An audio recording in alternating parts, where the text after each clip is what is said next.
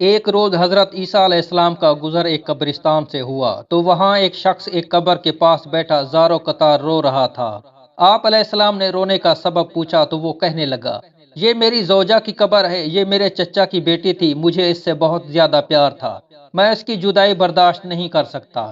حضرت عیسیٰ علیہ السلام نے فرمایا، اگر چاہو تو میں اللہ کے حکم سے تمہاری بیوی کو زندہ کر دوں۔ اس نے بے قرار ہو کر کہا، ہاں ایسا ضرور کر دیجئے۔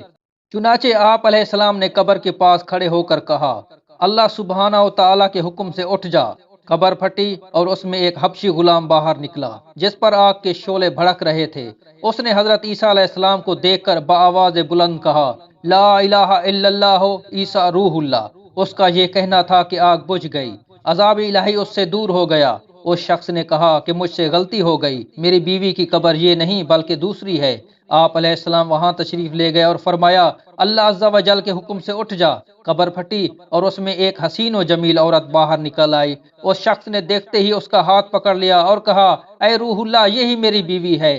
حضرت عیسیٰ علیہ السلام ان دونوں کو وہیں چھوڑ کر آگے تشریف لے گئے۔ وہ اپنے بیوی سے مل کر بہت خوش تھا۔ کچھ دیر بعد اس پر نیند کا غلبہ ہوا تو وہ وہیں سو گیا۔ اس کی بیوی اس کے قریب بیٹھی رہی۔ اتنے میں وہاں سے ایک شہزادے کا گزر ہوا۔ شہزادے نے اس عورت کو دیکھا تو اسے پسند آ گئی۔ عورت کو بھی شہزادہ پسند آ گیا اور وہ اپنے شوہر کو سوتا چھوڑ کر شہزادے کے ساتھ چلی گئی۔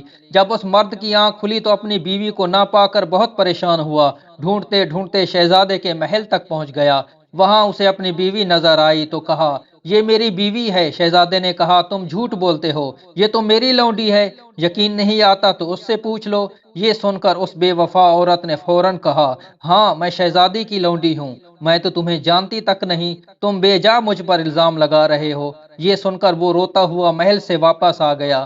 کچھ دنوں بعد حضرت عیسیٰ علیہ السلام سے ملاقات ہوئی تو عرض کی، اے روح اللہ علیہ السلام، میری بیوی جسے آپ نے زندہ کیا تھا اب شہزادے کے پاس ہے۔ شہزادہ اپنی لونڈی بتاتا ہے اور وہ بھی یہی کہہ رہی ہے کہ میں شہزادے کی لونڈی ہوں، تمہاری بیوی نہیں۔ آپ ہمارا فیصلہ فرما دیجئے۔ چنانچہ آپ علیہ السلام نے اس عورت سے فرمایا، کیا تو وہی نہیں جسے میں نے اللہ عز و جل کے حکم سے زندہ کیا تھا؟ عورت نے کہا، نہیں میں وہ نہیں ہوں۔ آپ علیہ السلام نے فرمایا، اچھا تو ہماری دی ہوئی چیز واپس کر دے۔ اتنا فرمانا تھا کہ وہ جھوٹی و بے وفا عورت مردہ ہو کر زمین پر گر پڑی۔